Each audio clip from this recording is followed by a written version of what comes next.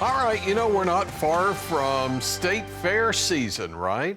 Well, throughout the morning, we'll share some strange state fair food for you.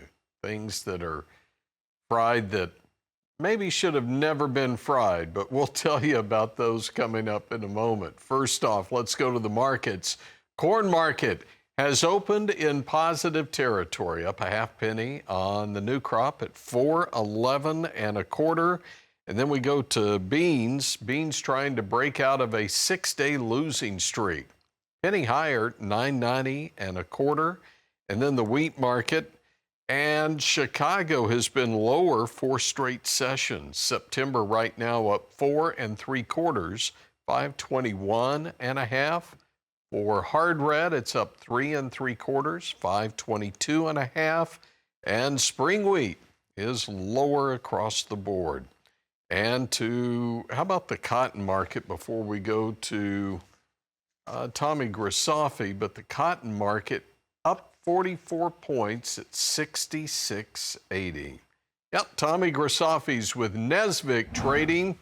Bit of a turnaround to start the week. Does that mean we're trading on new news or new month or something else?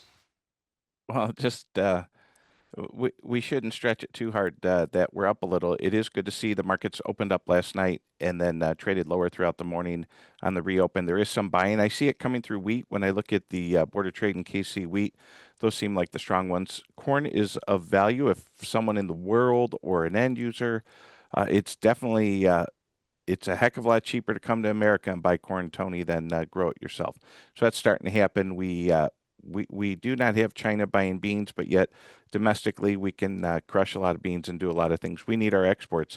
We're going to need China to come in here. If they don't, then we're going to continue to see a weak basis here at harvest, and it's a very challenging environment. But we'll take the strength. Seasonally, we start to try to make a low this time of year. We don't always do it. August, September, October, seasonal lows come here in grains. We're coming to the point of the year, no matter what, we're going to have the most amount of grain we will have on storage for the next 12 months. So as harvest starts and gets halfway through, 3/4 way through, between old crop and new crop, we will have the most grain we're going to have. It's going to be very interesting to see how the American farmer digests that, what grains they use to cash flow, and what grains they store and try to catch these carries and basis appreciations. That's what I'm seeing from my desk this morning, sir. All right, we'll take a quick break. We'll be back in a moment with livestock markets. Market Day Report continues in a moment. Again, cash trade last week, 235 to 236 in the south, north 245 to 247, dressed at 385. Let's go to the board. How do we trade the markets today? Well, we're up $1.62 on the August live cattle contract, 231.75. 225.47 on the October is how we start the morning. It's $1.80 higher. Feeders up 28% year to date, 337 even on the August. That's up $2.42. And we've been up as high as 337.70 on the September. Backed it off a bit, 336.55. That's up $2.62. Hogs, 3 consecutive sessions higher, 107.42 front month. It's up 7.52 higher on the October. Tommy Grisafi's with Nesvick Trading. Just starting the week with strong markets here in the livestock sector. What are your thoughts? Live cattle and feeder cattle closed on the high of the day Friday. We had that bad day Thursday. They got about a third of it back on Friday. They're getting a third back today. They're continuing to work their way back. Nice to see hogs improve. The fundamentals are still bullish. There's a lot of talk of will we open the border by the end of the year?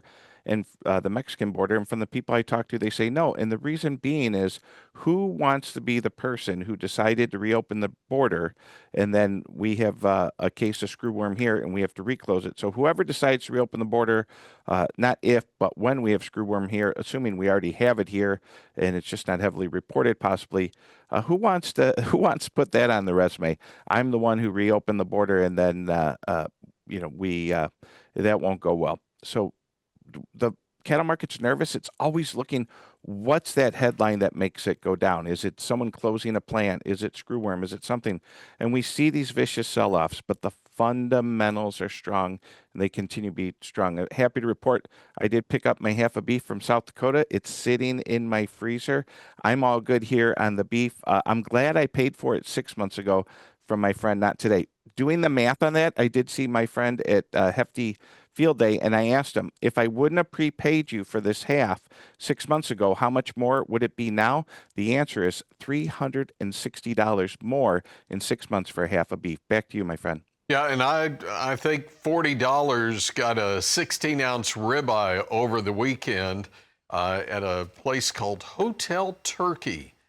Friday nights or steak nights, why would you get anything else? Tommy, great to see you. By the way, before you go, Texas, Minnesota, Ohio, New Mexico, Iowa, or Indiana, pick a state, any state.